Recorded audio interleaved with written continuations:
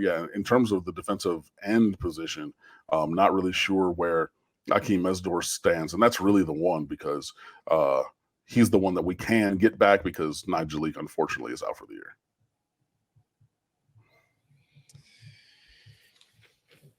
Yeah, there was a comment made in the chat about the ACC race.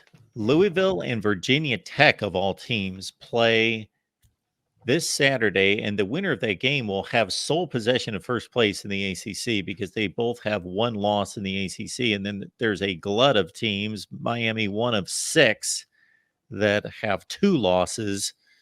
Florida State will actually, unless I'm missing something on the math, no, they would wrap up a spot in the ACC championship game with a win at Pitt this Saturday because they only have 2 more games in the conference, so that will guarantee at least a 7-1 record. And with Louisville, Virginia Tech playing each other, there can only be one other one-loss team because one of them will drop to 2 losses. So then there will be a free-for-all. So for one thing, Miami fans should be rooting, I believe, for Virginia Tech to pull off an upset against Louisville on Saturday and create a logjam. And be okay with Virginia Tech going to 4-1 because they still have to play BC, NC State, Virginia. Well, I guess that's not that tough of a run. Can you imagine Virginia Tech if they beat Louisville? They've come out of nowhere. They changed that quarterback, and man, yeah, playing a little bit better football with the runner Chiron Drones at quarterback. Plus, they've had I got to go back and look at their schedule because they really haven't beaten anyone any good. But I'm looking at if they could get past Louisville, BC, NC State, Virginia, like they could. Yeah. They can win all those games. I mean, like they lost to Florida State. Yes. But they beat Pitt, they beat Wake, they beat Syracuse. Those are 3. So yeah, they're 3-1 in conference with those games left. So I mean, if they get past Louisville, then Virginia Tech is in a very advantageous position. How did they get away with this schedule? No Clemson, no Miami, no North Carolina. I mean, again, this is a team that I thought should have been one of our tentpole teams. And as we go to the 17-team conference with protected rivalries being very limited, the ACC, what little brain power the Brain Trust has, they went back and said, cool, of course, Miami, Florida State's going to be a tentpole, but Miami, Virginia Tech also is going to be an annual tentpole rivalry for this conference. And duh, it should have always been. But yeah, man, they have the opportunity to make a move forward. But you really, I mean, honestly, I think if you game theory it out even further, you might want Louisville to win because Miami plays Louisville. So then we can, in a perfect world, in a couple weeks on Senior Day, be Louisville's second loss, get the tiebreaker and everything. But also, before anything, Miami has to win out to get to Charlotte. That's 100%, which includes, a win next week, a win November the 11th, and every other game remaining this month. But, we'll see. And to Devin's point on screen, the Georgia Tech game hurts. If we beat Louisville, we would have the head-to-head against them, but not Carolina.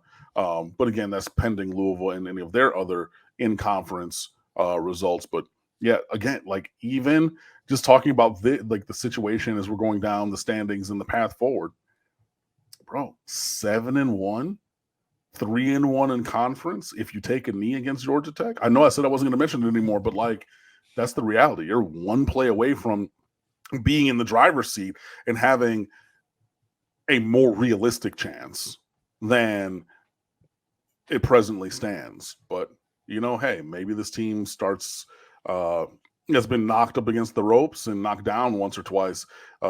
Just puts their back down, or their back against the ropes, 10 toes down, and just starts swinging and fighting their way out of the corner. So we'll see if that happens. But yeah, there are other teams, Virginia Tech included, with a more easier, a more manageable path forward.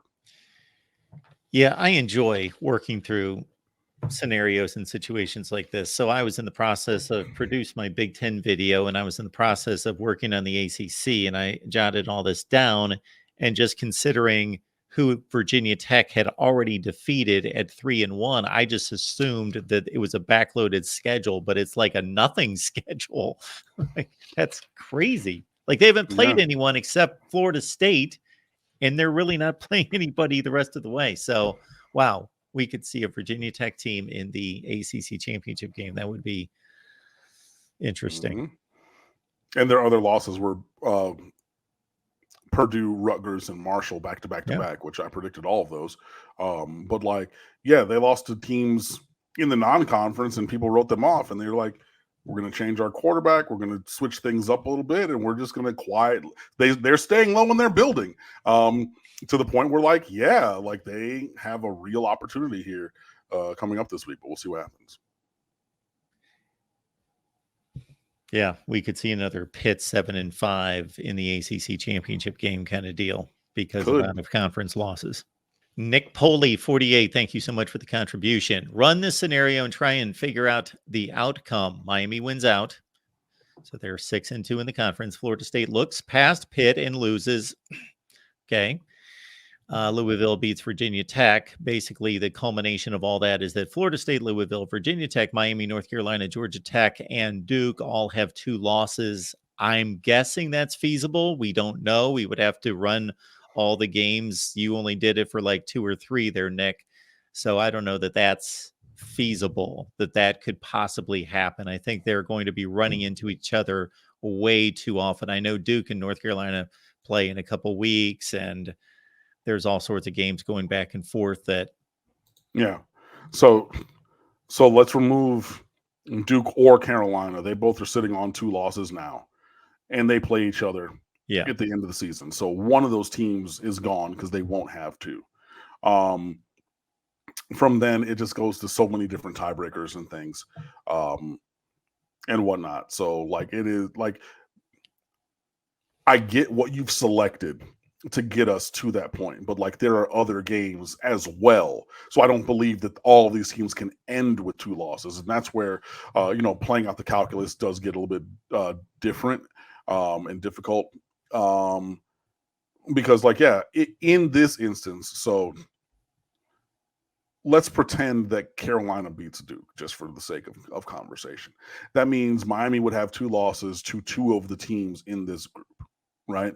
Being Georgia Tech and North Carolina, having beaten Louisville and Florida State, not played Virginia Tech in that group of teams, right?